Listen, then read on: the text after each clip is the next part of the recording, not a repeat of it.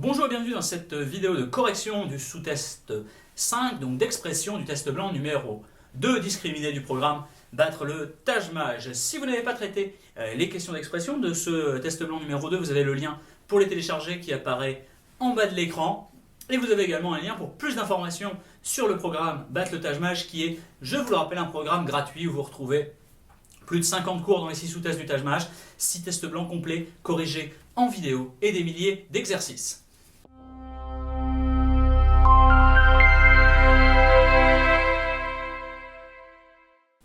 Question 1, autour des figures de style, tout m'afflige et me nuit et conspire à me nuire.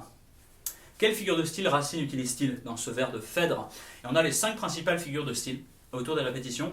Allitération, assonance, homéotélut, accumulation, anaphore. On a une répétition de voyelles, ça s'appelle donc une assonance, réponse B. Une allitération, c'est une répétition de consonnes, comme dans « Pour qui sont ces serpents qui sifflent sur vos têtes ?»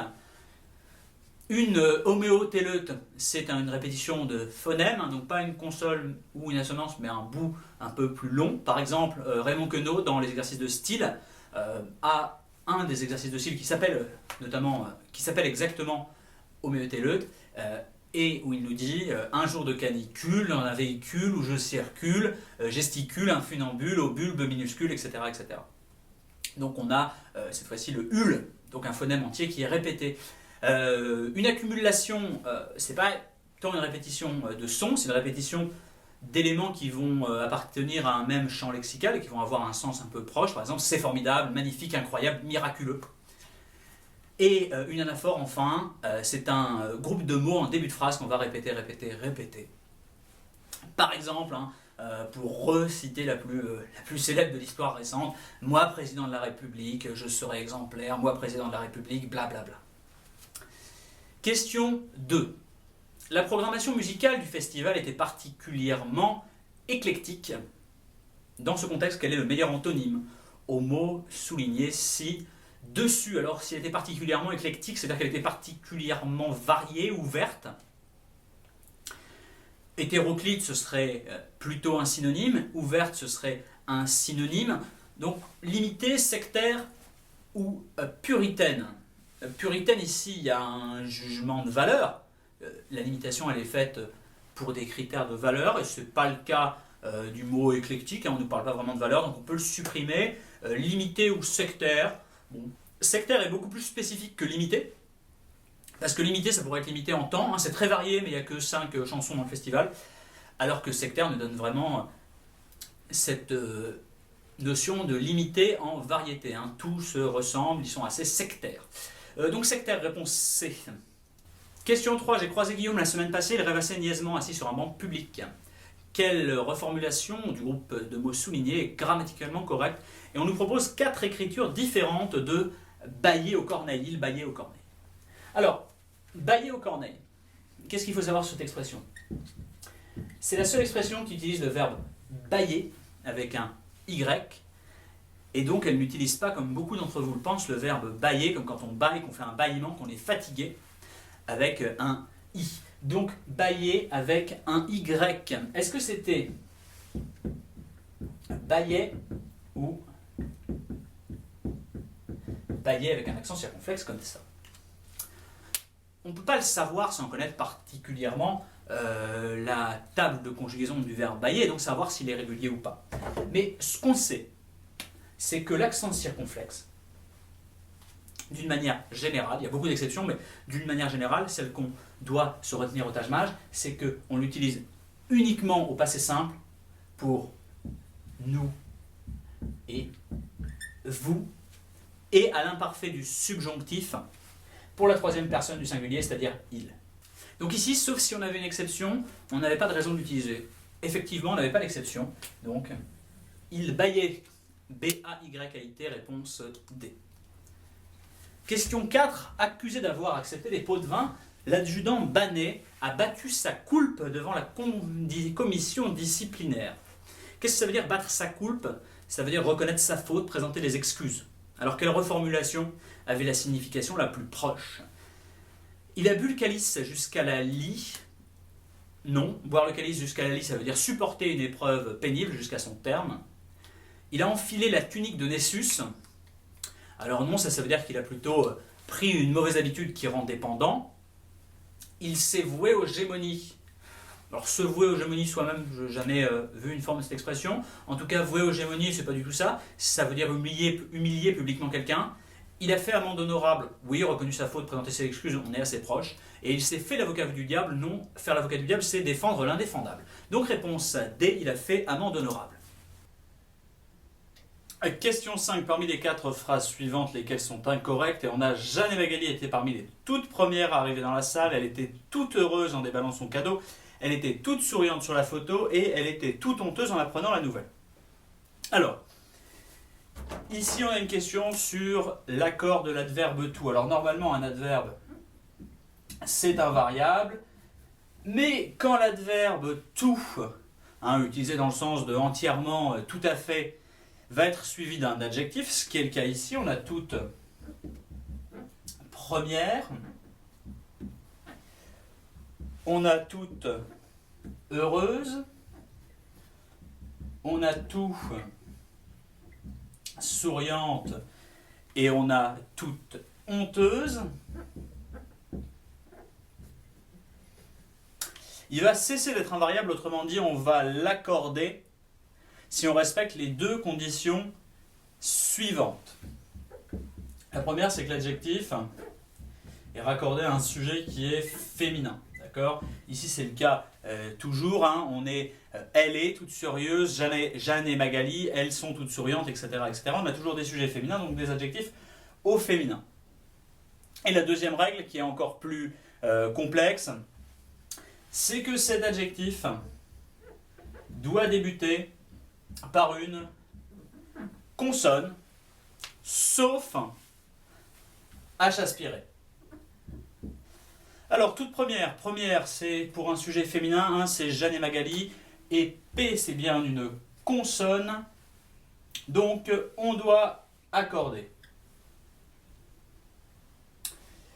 Toute, T-O-U-T-S, c'est correct. Deuxièmement, toute heureuse, toute heureuse. Alors oui, c'est bien un adjectif féminin, c'est elle était toute heureuse, c'est bien une consonne, mais heureuse, le H, c'est un H aspiré, donc c'est l'exception, on ne doit pas accorder, donc on écrit toute heureuse sans le E, et la phrase était incorrecte. Troisième, elle était tout souriante sur la photo, souriante c'est bien par rapport à un sujet féminin, c'est elle, ça commence par une consonne, par un S, donc il fallait accorder, et la phrase était fausse.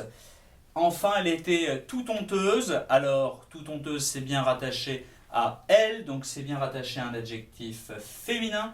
Le H, c'est bien une consonne, et on n'est pas dans cette exception du H aspiré, parce que toute honteuse, le H, c'est un H muet, on pourrait écrire honteuse, O-N-T-E-U-S-E, on le prononcerait de la même façon. Donc ici, on accordait également, et c'était correct. Donc les 2 qui étaient incorrects, c'était la 2 et la 3, c'est donc la réponse E. Question 6, parmi les 4 phrases suivantes, combien sont incorrectes ? Le duc s'est enfui par l'un des soupirails de sa geôle. La cathédrale doit sa renommée à ses superbes vitrailles. Les 2 portails de la maison étaient fermés et les artisans du XVe siècle utilisaient différents types d'émail. Alors on est donc sur le pluriel des mots en ail, qui normalement donne ail, A-I-L-S, comme portail, mais quelques exceptions, notamment soupiro, vitro ou émo, et pas émail, A-I-L-S. Donc on avait 3 qui étaient fausses. Il fallait dire le duc s'est enfui par l'un des soupiraux de sa geôle, la cathédrale doit sa renommée à ses superbes vitraux, et les artisans du XVe siècle utilisaient différents types d'émaux. 3 phrases incorrectes, réponse D. Question 7, quel est l'intrus entre prélavage, prérequis, préambule, pré-retraite et pré-nom? C'est préambule, pourquoi? Parce que pré dans les 4 autres est un préfixe qui veut dire avant prélavage, avant le lavage, prérequis, avant les autres éléments requis, pré-retraite avant la retraite, prénom avant le nom. Préambule, c'est simplement l'adaptation d'une locution latine, qui veut dire dans le texte, mais c'est pas avant l'ambule. L'ambule ne veut rien dire. Donc, préambule était l'intrus, réponse C, question 8. Le papier peint du salon sera vermeil et celui de la chambre émeraude. quels mots ont la signification la plus proche des mots soulignés ci-dessus. Et on nous dit anis, chartreuse, prasin, aigmarine, taupe, céladon, carmin, cobalt, incarnat, malachite. Alors, celle-ci était plutôt compliquée. Pourquoi? Parce que on sait en général que vermeil c'est rouge et que émeraude c'est vert, mais on n'avait pas vraiment d'idée pour la signification des remplaçants. Hein. Anis, chartreuse, prasin, aigmarine, aigue, marine, taupe, céladon, incarnat, carmin, taupe, céladon, carmin, cobalt,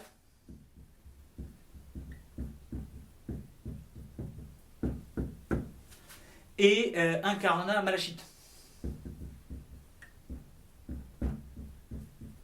Alors il va falloir procéder ici par élimination.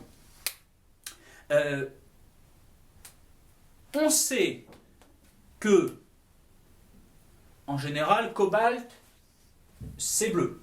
D'accord? C'est un des trucs qu'on pouvait savoir. Donc carmin, cobalt, on pouvait l'éliminer. Qu'est-ce qu'on sait? On sait que anis, c'est plutôt vert, hein, peut-être un peu jaune-marron, mais en tout cas, c'est pas rouge. Donc on peut éliminer celui-ci. On sait que taupe, c'est gris, donc on peut éliminer celui-ci. Il nous reste prasin, aigmarine et incarnat, malachite. Alors on peut savoir que aigmarine, c'est plutôt bleu. Mais ici, ça reste quand même assez compliqué. Mais bon, entre deux réponses, on peut un peu jouer au hasard. Mais si on savait que aigmarine, c'était plutôt une sorte de bleu, on pouvait éliminer. Il nous restait incarnat, malachite. Incarnat qui est une sorte de rouge. Ce qui est intéressant ici, même si ça on le sait beaucoup moins, c'est que tout ce qui est resté, c'est-à-dire prasin, céladon, chartreuse, évidemment pas carmin qui est un rouge, mais en tout cas prasin, chartreuse et céladon, ce sont des synonymes plus ou moins de vert. En tout cas des nuances de vert, tout comme malachite, hein, évidemment, qui est le remplacement ici d'émeraude. Question 9. Après des années de débauche, Luc avait pris conscience que le bonheur réside dans les plaisirs simples de la vie. Il était devenu un véritable disciple d'Épicure, de Platon, de Socrate, de Zénon ou d'Aristote. Et bien quand quelqu'un profite de la vie et de ses plaisirs simples, on dit que c'est un épicurien, donc un disciple d'Épicure. Réponse A. Question typiquement de vocabulaire. On n'avait aucun indice qui pouvait nous permettre de le trouver sinon. Question 10. Combien existe-t-il d'étoiles dans notre galaxie? Pour répondre à cette question, la NASA a présenté hier son nouveau télescope Astride. Alors qu'est-ce qu'on fait quand on dit combien existe-t-il? On fait une inversion du sujet, d'accord? Pour ne pas mettre de mots interrogatifs dans une phrase, on inverse juste le sujet et le verbe. Il existe devient existe-t-il. Et quand on fait une inversion du sujet, on a toujours besoin d'un tiret, d'accord? Par exemple, si on veut lier deux consonnes, combien prenez-vous pour une consultation? Combien prenez-vous? On va mettre un simple tiret.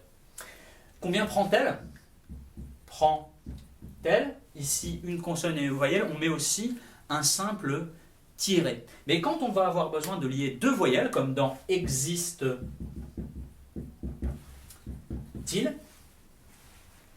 pour donner une liaison élégante, existe-t-il et pas existe-il, on va rajouter un T intercalaire. Et ce T intercalaire, évidemment, on va le joindre avec des traits d'union ici. Donc existe, trait d'union T, trait d'union il.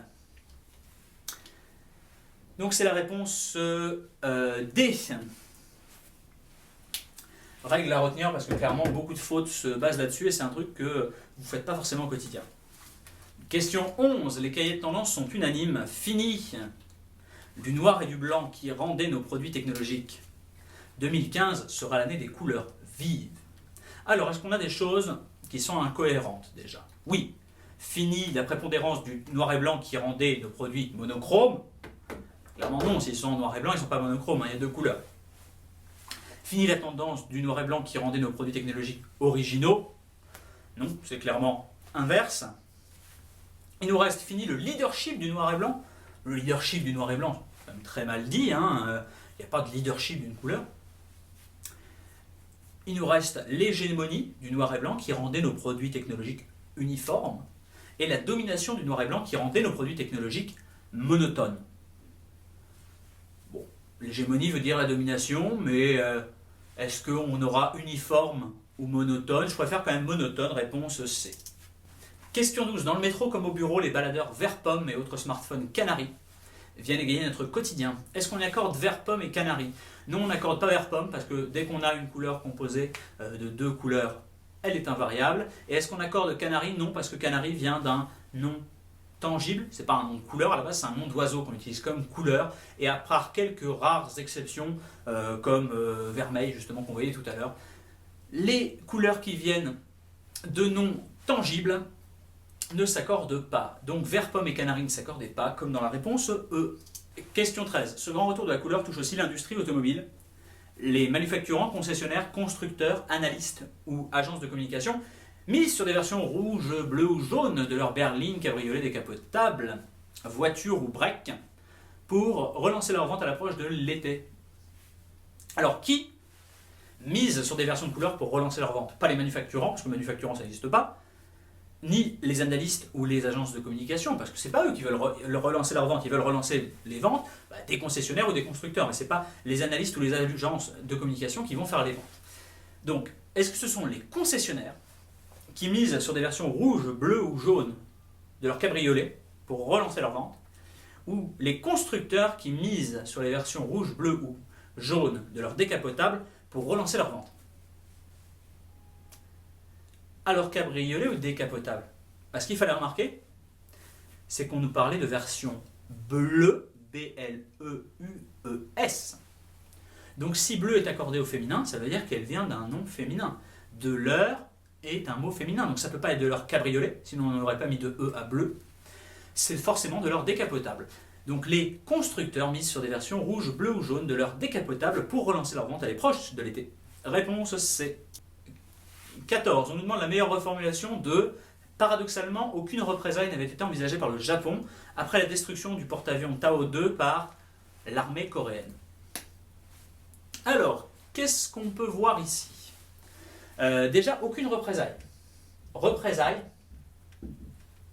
c'est un de ces noms qu'on utilise toujours au pluriel. Donc, aucune représaille au singulier, c'est pas possible, ça n'existe pas.